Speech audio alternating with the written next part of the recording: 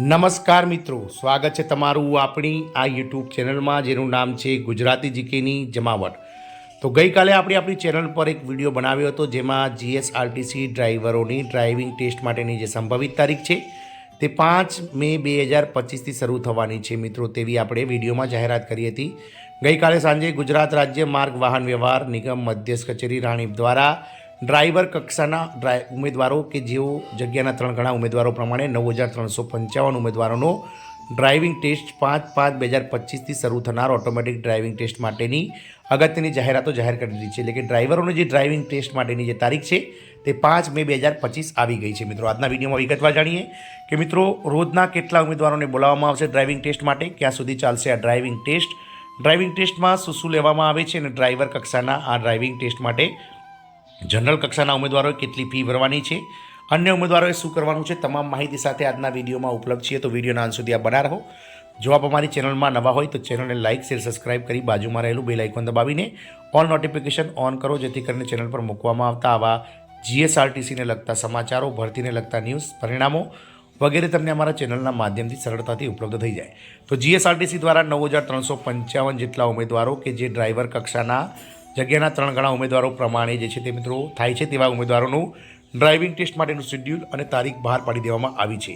તો તારીખ 5/5/2025થી શરૂ થનાર આ જે ડ્રાઇવિંગ ટેસ્ટ છે તે મિત્રો આગામી 16/10/2025 સુધી ચાલશે. એટલે કે લગભગ 5 મહિના અને મિત્રો 10 દિવસ સુધી આ ડ્રાઇવિંગ ટેસ્ટ ચાલશે. કારણ કે ડ્રાઈવરોની જે ડ્રાઇવિંગ ટેસ્ટ છે તે મિત્રો નિપુણતાનું કામ છે અને ડ્રાઈવરોનું ડ્રાઇવિંગ ટેસ્ટ માટે એક ઉમેદવાર પાછળ ઓછામાં ઓછા 20 થી 25 મિનિટનો સમય લાગી શકે છે. એટલે રોજના ફક્ત 50 જેટલા ઉમેદવારોને જીએસઆરટીસી નિગમ દ્વારા આ ડ્રાઇવિંગ ટેસ્ટ માટે જે છે તે મિત્રો સેન્ટ્રલ વર્કશોપ નરોડા ખાતે ઓટોમેટિક જે ડ્રાઇવિંગ ટેસ્ટ બનેલ છે તેના માટે બોલાવવામાં આવેલ છે.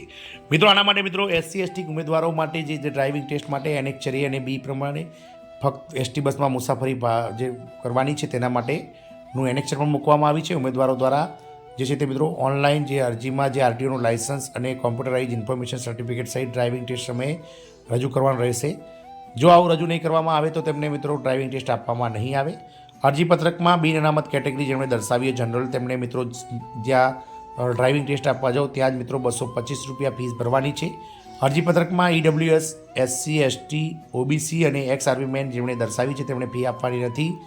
ડ્રાઇવિંગ ટેસ્ટના સમયે ઓનલાઈન અરજીપત્રકમાં દર્શાવ્યા મુજબનું જાતિનું અસલ પ્રમાણપત્ર તેમજ માજી સૈનિકની ડિસ્ચાર્જ બુક રજૂ કરીથી જ ડ્રાઇવિંગ ટેસ્ટ માટેની ફીમાંથી મુક્તિ આપવામાં આવશે.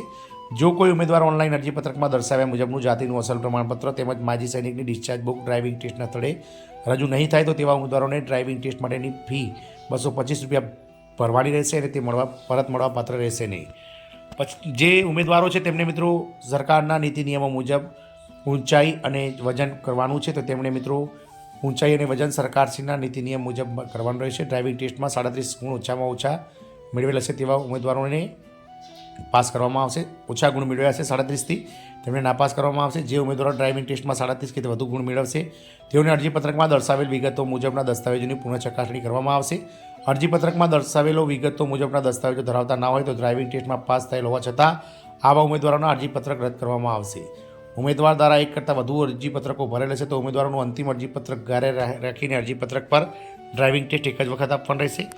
લાયસન્સ રિન્યુઅલમાં બ્રેક થયેલ હશે અને તેના કારણે અનુભવ 4 વર્ષથી ઓછો માલુમ થશે તો ડ્રાઇવિંગ ટેસ્ટમાં પાસ થયેલ હોવા છતાં ફેલ કરવામાં આવશે. ઉમેદવારે અનુભવનું પ્રમાણપત્ર જાહેરાતના દર્શાવેલ નિયત નમૂનાનું મુજબ લાવવાનું રહેશે. ડ્રાઇવિંગ ટેસ્ટમાં પાસ થવાથી ઉમેદવાર સીધા પસંદગીને પાત્ર થતા નથી. ઉમેદવારો ઓનલાઈન અરજીપત્રકમાં જે વિગતો ભરી છે તેને લઈ અને મિત્રો આ લાયસન્સ નિયત 4 વર્ષ કરતાં ઓછા સમયનું હશે તો ઉમેદવારોનું અરજીપત્રક ફેલ કરવામાં આવશે. કોલ લેટરમાં દર્શાવેલ તારીખ, સમય અને સ્થળે ઉમેદવારે હાજર નહીં રહે તો ઉમેદવારોને ડ્રાઇવિંગ ટેસ્ટ આપવા માટેની બીજી કોઈ તક કોઈપણ સંજોગોમાં આપવામાં આવશે નહીં. કોઈપણ સંજોગોમાં ઉમેદવારોના રીટેસ્ટ લેવામાં આવશે નહીં. ટેકનિકલ કારણસર અથવા ચોમાસાની ઋતુ અથવા અનિવાર્ય કારણસર ટેસ્ટ લઈ શકાય તેમ ન હોય તો સંજોગોમાં ટેસ્ટનું આયોજન અન્ય તારીખે કરવામાં આવશે જે ઉમેદવારને બંધન કરતા રહેશે. તેમજ મિત્રો ઉમેદવારોએ જે છે તે મિત્રો જાતિના ખરાઈ માટે જે છે તે મિત્રો વખતમાં સરકારશ્રીના ધારાધોરણ મુજબના ડોક્યુમેન્ટ્સ આપવા પડશે. ડ્રાઈવરો ટેસ્ટ માટે મેરિટના આધારે ઉમેદવારોને ક્રમશઃ નીચેની મુજબ હાજર રહેવાનું રહેશે. ડ્રાઇવિંગ ટેસ્ટ માટેનું મિત્રો સ્થળ છે ગુજરાત રાજ્ય માર્ગ વાહન વ્યવહાર નિગમ automatic driving test central workshop એટલે કે મધ્યસ્થ યંત્રાલય કમ્પાઉન્ડ નરોડા પાટિયા અમદાવાદ. મિત્રો આગામી 5/5/2025થી લઈ અને 16/10/2025 સુધી રોજના 50 ઉમેદવારોને આ ડ્રાઇવિંગ ટેસ્ટ માટે બોલાવવામાં આવશે. તમામ ઉમેદવારોને 2 શિફ્ટમાં 25 ઉમેદવારો એટલે કે સવારે 7 વાગે 25 ઉમેદવારો અને ત્યારબાદ બપોરે 1 વાગે 25 ઉમેદવારોને બોલાવવામાં આવશે. એટલે કે એક ઉમેદવારનો જે ડ્રાઇવિંગ ટેસ્ટની જે નિપુણતા છે તેમાં મિત્રો ઓછામાં ઓછા 5 અલગ અલગ ડ્રાઇવિંગ ટેસ્ટ, જેમાં કે ઢાળમાંથી રિવર્સ ન થાય, રિવર્સ લેવી, આંઠડો ગૂંટવો વગેરે જેવા જે અલગ અલગ જે ડ્રાઇવિંગ ટેસ્ટ છે તે લેવામાં આવશે. અને એક ઉમેદવારનું ડ્રાઇવિંગ ટેસ્ટ મિત્રો ઓછામાં ઓછો અડધા કલાક જેટલો ચાલી શકે છે. આથી 25 ઉમેદવારોને બોલાવવામાં આવે છે અને તમામ ઉમેદવારો જે છે તે મિત્રો સેન્ટ્રલ વર્કશોપ નરોડા ખાતે તમારું ડ્રાઇવિંગ ટેસ્ટ પૂર્ણ કરી અને ઝડપથી મિત્રો તમને નોકરી મળે તેવી આશા છે. જય હિન્દ, અસ્તુ.